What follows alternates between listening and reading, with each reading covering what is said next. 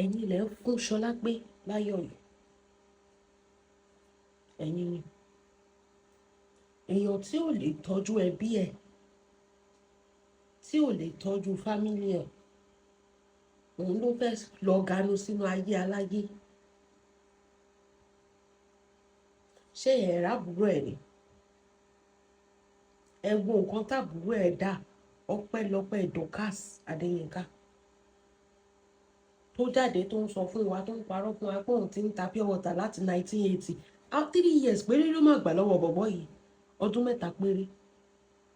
ó lóun lòun rán lọ school. ọmọkùnrin yìí ní visa sórí passport, ó sì zẹ̀ kò fẹ́ yẹ kó ní opportunity láti lọ ìlú òyìnbó. irú èèyàn yẹn lẹ́yìn ń lísìn sí, tọrọ ẹ̀ fẹ́ jọ yín lójú. odidi ọmọ cousin ẹ̀ nìyẹn, ọmọ àbúrò ìyá ẹ̀. ẹ wo ibi tí ìyá, ó wà lórí social media sí yìí o. ẹ wo ibi tí ìyá ẹ̀, ẹ wo ibi tí sàárè ìyá ẹ̀, wo bó ṣe rí, bí ó ṣe sán lóríṣiríṣi tí aláǹgbá gbogbo nǹkan wọnú ẹ̀. ẹ wo ibi tó sìn ìyá ẹ̀ sí. èèyàn tó fẹ́ wá ganu sí justice for Mohbad. ẹ wo ibi tó sìn ìyá ẹ̀ sí. tẹ bá wọlé ayé tiẹ̀, ẹ máa rí i pé òun gan need justice láì tí kú. Ṣọlá pé fún ara ẹ̀, ó need justice láì tí kú. òun ló wá fún wa sọ fún wa pé justice for Mohbad lágbájá. ẹ sọ pé kọ́kọ́ lọ tún family tiẹ̀ ṣe náà. These are the things you are supposed to tell her.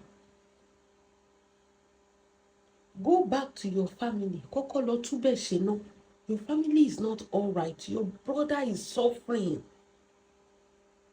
Tábà ń jàbí ká kú kọ́. Ó ní mò ń béèrè lọ́wọ́ àwọn èèyàn pé tó bá jẹ́ pé family ọkọ ẹ̀ nírú nǹkan yẹn ṣẹlẹ̀, ṣe bóun ló máa gba wájú, tó máa gba ẹ̀yìn, tó máa sọ pé tọkọ ẹ̀ bá ti sọ pé mò ń bínú sí i, á sọ pé rárá o, ayé máa sọ wá lẹ́nu nù. èèyàn tó ń sọ fún wa pé ìgbà tí láti ń fẹ́ Fọlá, òun lòún fún láti lówó láti máa tọ́jú Fọlá ìgbà tí Fọlá wà ní oyún. òun di àbúrò tiẹ̀ gangan fún ara ẹ̀, àbúrò tiẹ̀. ó ń parọ́ mọ́rọ́ torí pé kò fẹ́ ṣe nǹkan kan fábùrò ẹ̀. ó ti ṣoògùn kọjá kádàrá. èèyàn tó fẹ́ wá jáde wá sọ fún wa pé justice for Mohbad bí eléyìí ní ká ṣe ṣe. èèyàn tó fọ́kọ tó ṣògùn nù, tó fọ́kọ síwín. èèyàn tó dàbí wèrè lórí social media, wọ́n ti classify as wèrè. ẹgbàkọ́ abẹ́rẹ́ ló ń jẹ wèrè. òun ló fẹ́ jókòó kó máa sọ fún wa pé justice for Mohbad, èèyàn báyìí ló wà ní ẹ̀, Ìyábọ̀ ló da gbogbo ẹrù, Ìyábọ̀ ló pa Mohbad, ànẹ̀yìn náà dẹ̀ jókòó ẹ̀ dẹ̀ ń bílíìbù irú èèyàn bẹ́ẹ̀ yẹn.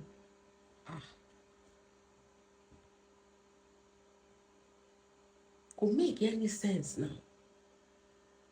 It doesn't make any sense. ọmọbìnrin yẹn èṣù ni, èṣù gbèlèké. ó ti tán fún,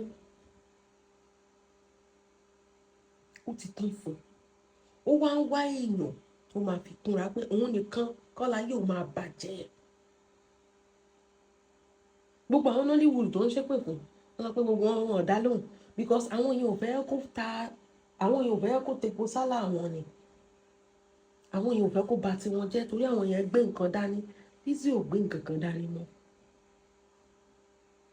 Ṣọlá pé ò gbé nǹkan kan dání mọ́.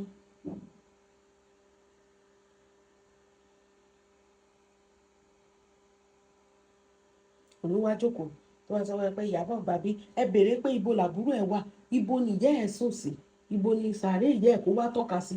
wọ́n ní kò dé bẹ́ẹ̀rì. òun ló wá sọ fún wa pé kinní kan ṣe kinní kan. ṣé ọmọ tó jẹ́ pé ìyá tó dẹ̀jẹ̀ lé lójú kò lè tú ẹ̀yìn ìyá ẹ̀ ṣe? kò tọ́jú ìyá àgbà tí ìyá wà láyé o. kò tọ́jú ìyá àgbà tí ìyá wà láyé. ó ń galavant nínú Nollywood kiri o. ìyá yẹn mọ̀ pé ọmọ òun ti méèkì ẹ̀. ṣèbí nǹkan tí àwọn ọmọ mi ọba ńlá fi mọ̀ ìyá Lizzy nìyẹn. wọ́n ní ìyá yẹn mọ̀ pé wọ́n sọ fún ọgbà ọmọ ẹ̀kọ́ ló ń ṣe fíìmù yẹn ni. ó ti wà nínú Nollywood kó tó di pé ìyá ẹ̀ kú. kò mọ ibi tán sí ìyá ẹ̀ sí. kò lè tọ́ka pé ibi tó tí ìyá mi wà ní tábà sọ pé ó dẹ̀ máa pẹran lójoojúmọ́, ó máa pẹran, mo fẹ́ kẹ́yìn ìyá mi, ìyá ẹ̀ dé ó dẹ̀ débi tó sì yẹ ẹ̀ sí. Irú èèyàn yẹn ló wá fẹ́ wá máa sọ fún justice for Mohbad, èèyàn kan ló ṣe bẹ́ẹ̀, tó bá lè ṣe bẹ́ẹ̀ yẹn sí ìyá tó dẹ̀jẹ̀ lé lójú, ẹ ti mọ̀ pé kò sí nǹkan kan tó lè sọ ní ayé yìí. Ẹ wá sọ pé ayé ẹ̀ ń bàjẹ́ bẹ́ẹ̀ yẹn, báwo láyé èèyàn ò ṣe ní bàjẹ́? Báwo ni igbá ò ṣe ní run mọ́yàn lórí? Irú ẹ̀ṣẹ̀ wo nìyá ẹ̀ lè ṣẹ̀ tó ti filẹ̀ ṣaṣọbora, tó dẹ̀ lówó, olówó okú, olówó igbó, bó ṣe máa háwó lórí social media nìyẹn, tó dẹ̀ lè lọ kó lọ tú oríire ìyá ẹ̀ ṣe. Òun ló wá jókòó tó wá fẹ́ sọ fún yín pé justice for Mohbad, òun ló fẹ́ bá yín gba justice níbo? Àbó fẹ́ fi yín jàjà tó ń bá Iyabo jà? Ó tún máa kọjú yín sí kòròfo ni. Ó rí opportunity pé kóun tún gba bí wọlé, as long as Iyabo ní kíní ẹ̀. If justice for Mohbad does not involve Iyabo, kò ní fẹ́ lù sí. So don't get it twisted. If justice for Mohbad does not involve Iyabo, gbogbo nǹkan tó bá ti involve Iyabo ló máa ń gbẹnu sí. If justice for Mohbad does not involve Iyabo, kò ní fẹnu sí. So ẹ má get it twisted. Ó mọ nǹkan tó ń ṣe. Wọ́n nínú gbogbo yín dùn pé Lizzy gba yín gbà tí Lizzy rí justice fún ní ayé ara ẹ̀ tó ń dàrú. Táwọn sọ pé òun ló fẹ́ gba yín gba justice for wọn. Á tún bàjẹ́ ju bí tẹ́ ẹ lérò. Èèyàn títí ẹ ti bàjẹ́. Á tún bàjẹ́. Ó ní mo sọ fún yín lórí justice for Mohbad gan. I'm going to say this and I'm going to say this to you. Kí bàbá kó lọ sin ọmọ ẹ̀, eléyìí tá a ṣe tó. Kí bàbá sin ọmọ ẹ̀, kí bàbá dẹ̀ farabalẹ̀ kó gba DNA láti court ló bá tán. Bàbá fẹ́ lọ ṣe independent DNA, kò sí nǹkan tó jọ, kẹ́ wá lọ manipulate ẹ̀. Wọ́n ní kí bàbá lọ ṣe DNA lọ hospital, kí hospital coordinate DNA. Bàbá sọ pé rán, òun fẹ́ mú pathologist tó wá ni, kò dẹ̀ sí nǹkan tó jọ. Kí court gba hair sample àbí body fluid Liam, ó gba tissue kìíní, kí court lọ ṣe result tí court bá ti lè gbé jáde, everybody is pleased with that. Any other thing apart from that, bàbá ẹ lọ sin ọmọ yín. Ilé ìta ṣe tó bẹ́ẹ̀ ni. Nígbà tí sọ̀bà tó ń dáwó fáwọn Wùmí, mo dá o. Nígbà táwọn Búkì tó ń dáwó, ẹ̀ẹ̀mejì ni mo dá lọ́dọ̀ àwọn Búkì. A ti sìn yín, a ti sin ọmọ yín, a ti sin gbogbo ẹ̀ bóra, kò sí nǹkan tẹ́ ẹ̀ ti gbà. Ó ti tó náà, ilé ìta ṣe ti tó 3 years, kí ló dé? Ẹ̀yin náà ẹ sinmi, ọmọ òun ti kú, ẹ jẹ́ kó lọ sinmi. Ìgbà tí mo rí ni pé tówó bá ṣì ń yọ, you will still see these people there. But tí ò bá ti yọ sí mọ́. So nǹkan tí mo sọ fún yín gba Ṣọlá pé ò láìkí yín, kò dẹ̀ rán yín. Ó kàn fi justice for Mohbad jàjà Iyabo tó wà lẹ́yìn. Ẹ jẹ́ kọ́kọ́ sọ nǹkan kan fún yín nípa justice for Mohbad. You are not, I repeat, you are not doing anything to help justice for Mohbad. I don't care if some people come and meet you. I don't care if you decided to pick it on yourself, but you are not doing anything in justice for Mohbad. The bitter truth is, you are using justice for Mohbad to fight your battle. We are not stupid on this social media space. You are using J4M, justice for Mohbad, to fight your battle with Iyabo. That is the number one thing. If you can be fooling the warriors, that is on them. But àwọn yẹn ọ̀dẹ̀ ni wọ́n, àti mọ̀, mùmú ni wọ́n ò kàwé. Because you don't have any weapon. You've repetition, Iyabo, ó ti sú everybody. Now you want to jump on the new topic. You've been doing this for a while though. You want to, Shebi, you used to tell us lórí social media, you came to fight for your family. When did Mohbad turn to your family? Báwo ni làwa ṣe di alọ́ba? You have never helped the family. You did not ask about the baby. You did not ask about the mother. You did not ask about the father. You don't have anything to support anything. Both for Wunmi or for autopsy of Mohbad, you did not contribute a dime. Because I can remember vividly, you were telling them that, tó bá jẹ́ pé ẹ̀mọ̀ nǹkan tẹ́ ẹ̀ ṣe ni, kò yẹ kẹ́ jẹ́ kó wó òkú Mohbad. So all of a sudden torí pé o ní content mọ́, Mrs. Content Creator, because you are not a businesswoman at this point, ìgbà mélòó gan ló fi ń polówó aṣọ? Torí pé o ní aṣọ tiẹ̀ ti lọ, ẹ gbàgbé yẹn, gone and forgotten nìyẹn. Gbogbo rédíò gan tó ń pariwo how many years, over 3-4 years ago, wọn ò dẹ̀ tí ìrànlẹ̀ ń tán, ilẹ̀ yẹn ò tà mọ́. Àwọn tó tún rà gan ẹnu ẹ̀ náà ló fi sọ pé wọn ò sanwó tán, wọn ò sanwó pé. Kéèyàn 50 ralẹ̀ kí 40 inú ẹ̀ má sanwó tán, kán máa yín owó fún ẹ díẹ̀díẹ̀. Content creation ló ń ṣe. Confirmly, you have no value in this justice for Mohbad. You are picking the side that suits your own narrative láti fi fight the battle ẹni. So gbogbo àwọn justice for Mohbad that confuse everything. They are confusing you with everything that is happening. Orí àwọn yẹn ni ò pé. Gbogbo àwọn ìgbà tó fẹ́ kó fura sí ni pé if you look at it very well, Ṣọlá pé gbogbo àwọn tó ti ṣe justice for Mohbad, gbogbo wọn ló lulẹ̀ pátápátá gbòrògbòdò. Gbogbo wọn ní pìtìpìtì ayédébá tó jẹ́ pé at the end of the day náà wọ́n ṣe lọ náà ṣe bọ̀. Gbogbo owó tó ń dá lórí justice for Mohbad, gbogbo ẹ̀ lọ́ ṣe kí ni tó fi ṣe àpapín tó hàn mọ́ bó ṣe jáde, bó ṣe lọ, bó ṣe ṣe tó ní kálukú kò gbà tiẹ̀ tó kúrò mẹ́. Kí ló wá ṣàwà tó wá sọ fún ọ? Ó dé oní Iyabo wà ní Nàìjíríà nígbà tí Mohbad kú. Afọ́jú gan mọ̀ pé Iyabo ò sí ní Nàìjíríà, èèyàn tó fọ́jú. Gbogbo ala rí pé Iyabo ṣe èdè ni láti bí tó travel lọ. Everybody saw her just coming. Even gan kó tó kúrò gan ló ti update gan. I am not around. Gbogbo fídíò tá a dẹ̀ rí nígbà tí Mohbad kú, inú ilé ni, inú ìgbà tán ṣe kíní ẹ̀ ni, èrò, where did you see Queen Mother? That's question number one. Because sometimes I used to ask that, where are you pulling your evidences from? Because sometimes you just say things and we look at her. Àwọn kan dẹ̀ wá ṣe òótọ́ ni. Ọ̀dẹ̀ kan wá kọ́mẹ̀ntì kankan sí bíbáyìí. Ó ní ṣé mi ò gbọ́ pé wọ́n sọ pé Wùmí fi nǹkan sínú Indomie Mohbad, sórí yín burú ni. Mi ò gbọ́. Ṣé ìwọ wà ń bẹ́ẹ̀ ni?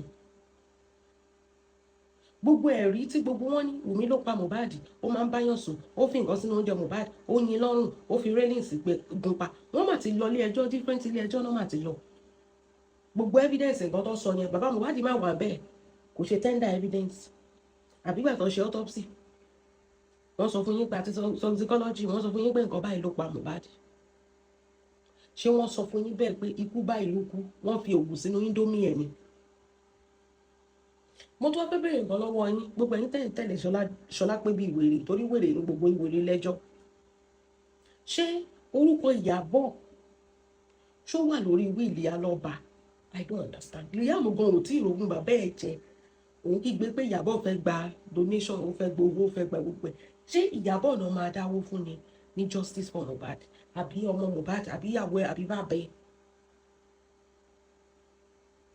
Because sometimes I used to ask myself like, jọ kí ló ń ṣe bèbí yìí náà?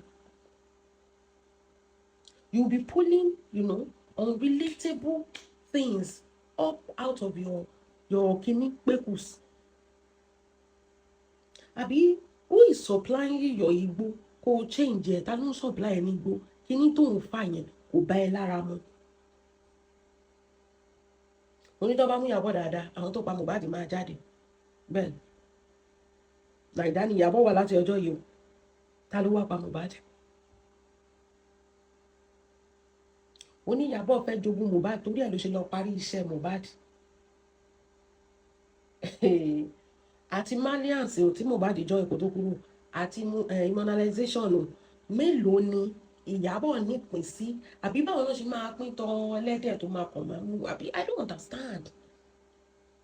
Ẹ̀dẹ̀ máa jókòó síbẹ̀, wọ́n dẹ̀ máa pa irọ́ fún yín torí pé ẹ̀ kàwé, ẹ̀dẹ̀ máa kọ́mẹ̀ntì kiri. Ṣọlá pé is mentally unstable. Kò sí nǹkan anybody lè sọ. Ó nídìí ìtọ́jú tó yanrantí. Èyí ṣèyàn tó yẹ kó wà láwùjọ just like that. Ó yẹ kó gbé lọ síbi tó ti ń tọ́jú àwọn wèrè ni. Wọ́n gun lábẹ́rẹ́ wèrè. Ṣé Liam gan ti rógun bàbá ẹ̀? bàbá Mohbad gan ti rí ogún ọmọ ẹ̀, báwo ló ṣe wá fẹ́ kan Ìyábọ̀? Ẹ má tiẹ̀, don't even think for a second, just use your brain if it's still there. Tó fi wá jẹ́ pé ogún Ìyábọ̀ má bímọ, ọmọ ẹ̀ má fẹ́ one of a millionaire ní Tanzania. Ogún Mohbad tó jẹ́ pé kò tiẹ̀ tí ṣọ́ọ̀bù ní anything gan. Gbogbo ilé táwọn blogger yẹn ń gbé, ẹ má dá wọn lóhùn. Ilé tí Mohbad ń gbé, ilé Lẹ́kì, ó rẹ́ǹtì ẹ̀ ni, wọ́n ti lé wọn kúrò nílé wọn. Mọ́tò tó rà, Range Rover, hire purchase ni, kò tí ì sanwó pé wọ́n ti gba mọ́tò ń padà. Ṣé lè sọ pé nǹkan báyìí ni ìmọ̀lẹ́ ní bóyá owó stream ẹ̀? That is the only thing. Tó ní ìyẹn tí ò bá tún jẹ gbèsè sínú record label tẹ́lẹ̀, ìyẹn náà fi máa kó gbogbo ẹ̀ fún. Ṣọlá pé tó ń gba wájú bàbá Mohbad nǹkan tẹ́ máa ṣe lélẹ́yìí, wọ́n fẹ́ pa yín ni, kí ni wọ́n fẹ́ pa bàbá Mohbad fún? Ẹ kúrò, tẹ́ bá síkì, ẹ bá lọ sí pharmacy àdúgbò yín, wọ́n máa pa yín bó ṣe pọ̀ mọ́ yín ni. Kí ló? Just imagine. Ẹjọ́ kí ni ikú bàbá Mohbad fẹ́ dà fẹ́ anybody? A tún máa wá owó donation pé wọ́n tún fẹ́ ṣe autopsy part 2 fún bàbá Mohbad. Ó mọ̀ pé gbọ́mọ wá kí ni owó ló ń ná ni. A tún ti dá fún ọmọ, a tún máa dá fún bàbá. Kí ni òkú bàbá Mohbad kí ló fẹ́ ṣe, kí ló fẹ́ dà fẹ́ anybody? This thing is out there, but you people, sentiment lẹ fi ń judge kìíní. Ṣọlá pé is a very very sentimental person. She feels that èèyàn tó máa jókòó sórí social media tó máa rò pé gbogbo ayé they are against you. There's anybody tó rí ẹ, oníkálukú ń ṣe káyé tiẹ̀ lè dá ni. Ṣé mi ò wá ní focus on my life? Ilé ayé tiẹ̀, èèyàn yóò ṣèkà fún òun, èèyàn fẹ́ bà tòun jẹ́, èèyàn fẹ́ ṣe gbá kan, èèyàn fẹ́ ṣàwọn kan ló máa sọ lójoojúmọ́. Wọn ò lè ṣaláì má bà tiẹ̀ jẹ́ ni. Wọ́n tẹ̀lé òun dé Mẹ́kà, wọ́n tẹ̀lé òun dé ilé ọkọ, wọ́n ń tẹ̀lé kiri ni, ní ìmọ̀ wọn tó ń tẹ̀lé. Does Ṣọlápé look like a stable human being to you? Tó fi máa jẹ́ pé ọ̀rọ̀ tó bá jáde lẹ́nu ẹ̀ lẹ́yìn fẹ́ máa gbàgbọ́. Láago mélòó? Autopsy 1 done by the government, autopsy 2 done by individual, toxicology 1, toxicology 2. Now they are almost done with the DNA. Ìgbà ẹni Lizzy ṣe wà dànù sí. Gbogbo ìgbà tí kíní ìwà viral tó wà ṣe kíní kò sọ̀rọ̀, ó pa lọ́lọ́ ni. Kò sí nǹkan tó kàn. Gbogbo ìgbà tó ń dáwó tó ń ṣe the most important thing inú kíní kò sọ̀rọ̀, kò sí nǹkan tó kàn. Nísìnyí tí gbogbo ẹ̀ ti yanjú tó yẹ pé DNA nìkan náà kò kàn ṣe. Ìgbà ẹni Lizzy ṣe wà fẹ́ òun mọ kí ló wà lẹ́nu ẹ̀ tó fẹ́ sọ. If you had come to justice for Mohbad without you having anything in your mind against anybody, torí ara nǹkan kan tó wà fẹ́ ti Iyabo Ojo ni. Because this is where the people have problem with Queen Mother. They believe that because Queen Mother and the Malians already have issues, that is why they don't understand that Mohbad fún ara ẹ̀ fẹ́nu ara ẹ̀ confess pé wọ́n náà ń kiri. Zlatan was there. Zlatan cannot talk. There's so many things going on there. You saw what the Malians were doing to that innocent boy. Ọmọ yẹn fẹ́nu ara kan tó nǹkan bá ṣe mí, èèyàn báyìí ní kẹ́ lọ mú, a dẹ̀ rí bọ́ ṣe ń nà tó ń fa títí dé kinní yẹn náà, ó sì jẹ̀yà náà ni. Kí ni Ṣọlá bá fẹ́ tún fún wa tó yẹ kó jọ wá lójú? Ṣọlápé tó dàbí èrò tó yẹ kó gbé lọ sí mental hospital. Òun ló wá délé ní tó fẹ́ máa sọ justice for Mohbad. Ẹ jọ̀ọ́, are we not there from the beginning of justice for Mohbad? Are we not there? Are we not seeing how the things are unfolding? Don't we do contribution for justice for Mohbad? Èèyàn tí ò ṣe nǹkan kan, gbogbo báyìí Ṣẹ̀pẹ̀tẹ́rì ló ń kígbe o. Nísìnyí orí pé Ṣẹ̀pẹ̀tẹ́rì ò jẹyàn mọ́. Nísìnyí Ìyábọ̀ ló tún pa Mohbad. Only she was in the house. Nígbà tí Mohbad kú. The only time we saw Queen Mother, èrò tẹ̀tí pọ̀ jù nínú ilé yẹn ju ká má lè rí kéèyàn kan má tiẹ̀ lè sọ pé èèyàn báyìí wọlé ṣebí fídíò mú pé driver. Different confession. The house was divided. There is one that were towards Baba Mohbad. There is one that towards the Wunmi. So kò sẹ́nibody tó lè sọ pé òun rí Queen Mother. Ṣọlápé tí òkúrò òun ilé ẹ̀ tó ti ń ṣorí ibú yẹn, òun ló wá fẹ́ wá sọ pé nǹkan tí ò rí. She's not there, but now she can't tell us say she see Iyabo. Ó yá bá mi béèrè question kan lọ́wọ́ Ṣọlápé pé ó yá bring out your proof. ẹ bá mi béèrè question lọ́wọ́ yìí. We want to believe you. Queen mother ló pa Mohbad. Queen mother ló ṣe kí ni? Òun ló ó wà nílé nígbà tí Mohbad kú. In fact, òun ló ṣe oríṣiríṣi. Ó yá give us a proof.